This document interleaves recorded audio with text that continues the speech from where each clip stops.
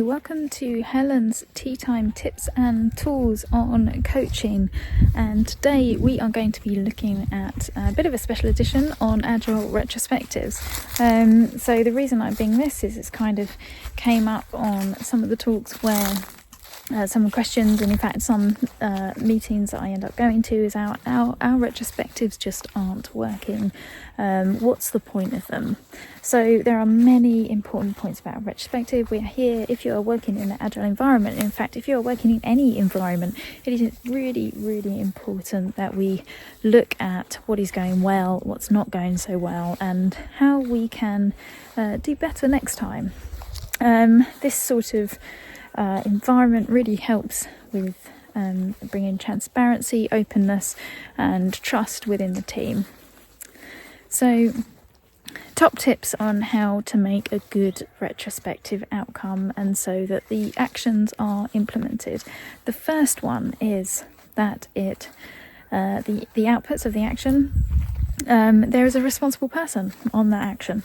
So just as you would with action planning, who is it that's going to champion this action? Who is going to try and make this change? Obviously with the support of the team around them or anybody else within the organisation.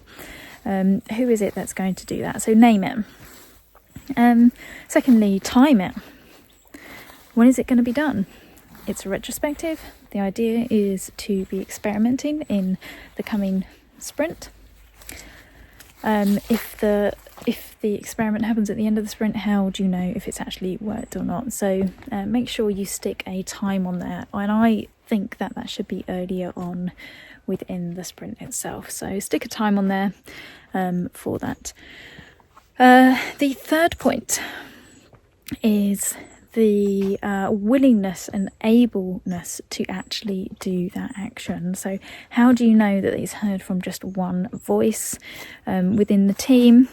Often I find when actions aren't actually going through, experiments aren't happening, it's because it has just been maybe one person that is interested in that change. So how do you gauge that? So there's two ways that I gauge this. The first way, if you have worked with me previously or joined any of the virtual agile meetups, you'll know that I love the game rock, paper, scissors.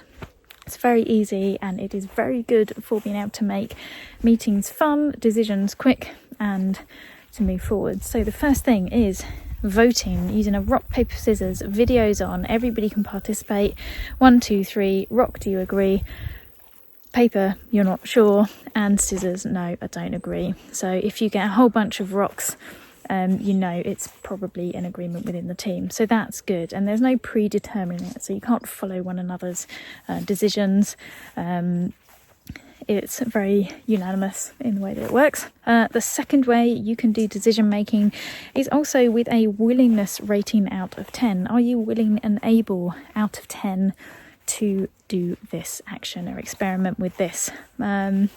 Everybody votes, puts whatever out of 10 and then shows the team the ones with the most higher ranking on it and the higher number of ranking on it. So you know, if only one person has put 10 out of 10, don't go with the action, but if there's lots of people that have done a 7 out of 10 on one of these things and that's the highest, then let's go with that one.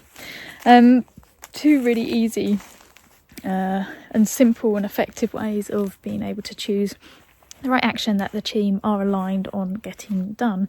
You can also do this in your own action planning as a coachee as well, or as coaches when you get to the point of actionable items. And that's really thanks to the Centre of Coaching introducing me to that idea, so thank you. The fourth point that I wanted to bring up is making sure those actions are bite-sized.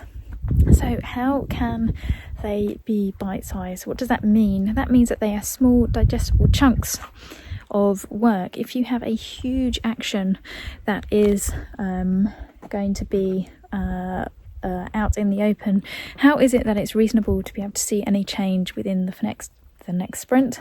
And if it's too big, is it stressful and overwhelming? Is it possible? So break down those goals, those actions that come out of your retrospectives in small digestible pieces. Again, make sure they have a responsible person, a champion, somebody who's taken it away and is passionate about making change, with the buy-in of the whole team in a timely fashion.